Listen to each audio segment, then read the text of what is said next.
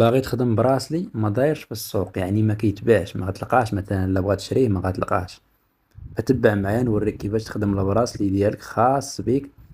يعني ما كاينش حتى واحد ما تلقاه لابسو من غيرك. كيف ما كنشوفوا الاخوان، اول مرحله غادي نقوم بها، غادي نجيب غير خيوطه مثلا قيطانات كبارين بحال اللي كيكونوا مثلا ديال السيور، بحال مثلا كيكونوا في قبيه. وغادي نجيب قيطان رقيق خاص بالبراسلي، غادي نجيب اللون الاحمر وغادي نجيب اللون الاسود. كيف ما كنشوفوا غادي نثبتهم على السيبورة بهذا الشكل هذا. وغادي داك الاحمر غندير منه غير خيط واحد غيدوز من الوسط منهم. وهذا الكحل غادي نبقى ندير به العقده. كيف ما كنشوفوا يعني بهذه الطريقه هذه. دائما داك الاحمر كيدوز من الوسط وكيبقى يعني شيط. وكنجيب يعني هاد العقده بهذه الطريقه كما كنشوفوا. دابا غادي يلف يعني من الجهه الاخرى، وكندير يعني العقده من القدام ديال الاسود وكنبقى غادي. فكيطلع براسلي رائع الاخوان. وما كاينش يعني ما دايرش في السوق، هذا ما غاديش تلقاه يعني كيتباع. هو راه كياخذ مني شويه ديال الوقت، انا راه غير سرعت الفيديو باش ما يكونش طويل بزاف. ولكن كطلع شي حاجه يعني اللي فيها اللمسه ديال الايد ديالك وشي حاجه اللي خاصه بك. صافي كنبقاو خدامين بهذه الطريقه هذه.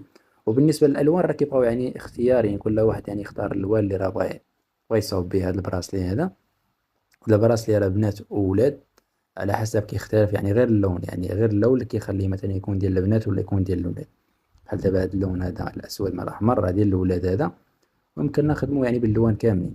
صافي وكنجبد دابا داك الخيط الاحمر وكتكرف يعني وكتعطينا دوك بحال الشريطات تما. وهذا الاسود كيعطينا واحد الفي.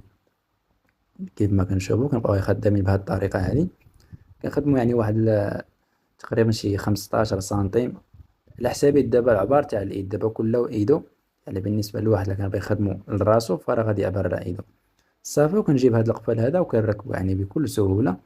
صافي وهذا هو الشكل ديالو النهائي. شوفوا معايا اللهم بارك كيفاش طالع زوين الصراحه، انا بدا كيعجبني.